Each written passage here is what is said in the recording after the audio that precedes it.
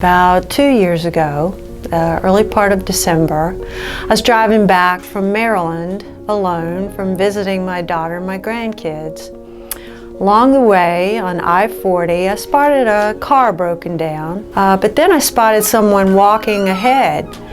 And as I got closer, it was a woman pushing a baby carriage. So this voice said, "Stop and pull over," in my head.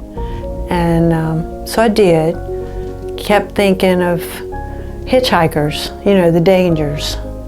But I did. I listened. I pulled over, stopped the car, got out, walked back towards her and said, "Girl, can I help you?"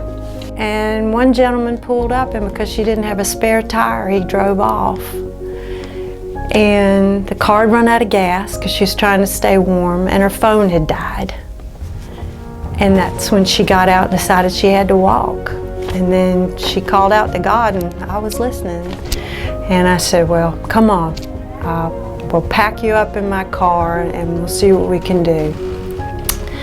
So we put her baby in the back seat and strapped her down as best we could and headed off to the first exit, which was Burgall. Pull into this mom and pop business down the road, and standing out front with these two large men that looked like Pro Linemen for a football team. And I stopped and told her to go inside and see if they could help, and I would sit and wait with the baby.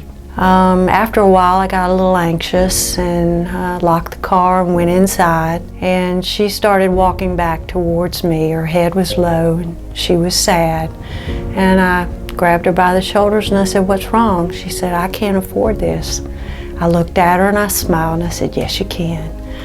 So walked back over to the counter, and the wife of the husband was at the reception desk, and I said, "My girlfriend here needs a tire for a car." The fella in the back said, "Well, I have one in stock." And I said, "Well, is it a good tire?" And he said, "Yes, ma'am." I said, "Okay, then we'll take it." And as I was filling out the paperwork, the wife handed me $5, and I looked at her, I said, "Thank you." Handed it off to my new girlfriend.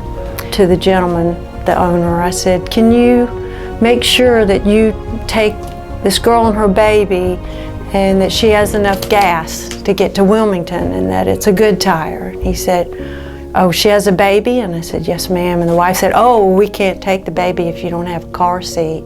And I went, "Ma'am, the good Lord got us this far. I think He'll get her back to Wilmington." So the owner smiled and said, "Yes, we can do that." On my way out, the girl came with me, and we got all of her things out of the car, and the baby was sick. She had a cold and a really bad cough, but we got her all bundled up in the stroller, and I hugged the girl, and I said, "I want you to know that when you cry out to God, He listens." And I listened, and He loves you. And I gave her what cash I had in my pocket, and I said, "Keep this in case you need it for an emergency." And I said, "I think you'll be okay." And then these two large gentlemen that I mentioned at first, one came to the car as I was getting in, and he said, "May I ask your name?" And I said, "Yes, my name is Cynthia." I said, "What's yours?" And he said, "Earl." And he took my hand, and he said, "Miss Cynthia, we were all talking about what you did for that girl, and I want to tell you that I've never seen such an act of kindness, and that I'll be talking about you for quite a long time."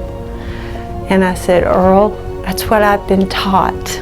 As Christians, we're supposed to be kind to one another and help others."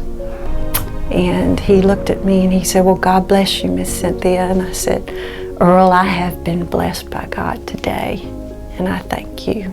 And I drove off, and I cried most of the way home, thanking God for letting me be His instrument for that day.